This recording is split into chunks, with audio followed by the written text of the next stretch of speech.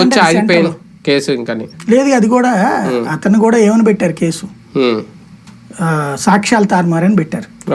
అతన్ని దీంట్లో ఇది కాన్స్పిరసీలో పెట్టల, అతను కుట్రదారని పెట్టల. బేసిక్ గా సాక్ష్యాలు తారుమారని తండ్రి కొడుకుల మీద పెట్టారు. కాబట్టి అక్కడ కేసు డిఫరెంట్ వచ్చింది.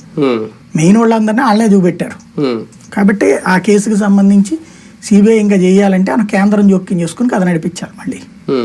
దీంతో పాటు వైసీపీలో కీలక నేతలను ఇరుకుని పెట్టడంలో నటి కాదంబరి జత్వాని కేసు ఎంతవరకు ఉపయోగపడుతుంది అనుకోవాలి?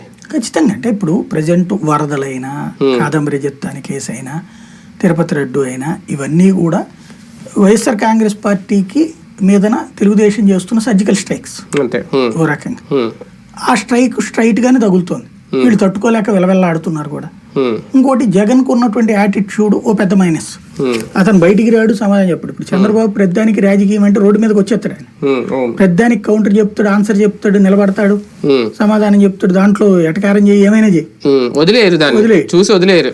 రాజకీయంలోనే తింటాడు. రాజకీయమే ఆయన అర్ధరాత్రి పూట నిద్ర లేపినా కూడా పార్టీ ప్రయోజనం ఏంటి అంటాడు.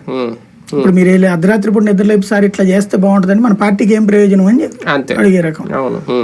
జగన్ కట్ట కాదు, ఈయన ఒక కంపెనీ CEO నడిపినట్టు నడుపుతాడు. దీంట్లో ఎంతవరకు ప్రయోజనం అనేటటువంటిది. కాబట్టి ఇతనికి రాజకీయం ఆ టైప్ లో చేయడం రాదు. అది ఉన్నంత వరకు కూడా కాదంబరి జత్వాని కేసు ఇంకోటైనా రావు. ఇంకా ఇప్పుడే కాదు, నాకు తెలిసి ఇంకో 15 కేసులు ఉన్నాయి వీళ్ళ దగ్గర పెట్టించినాయి.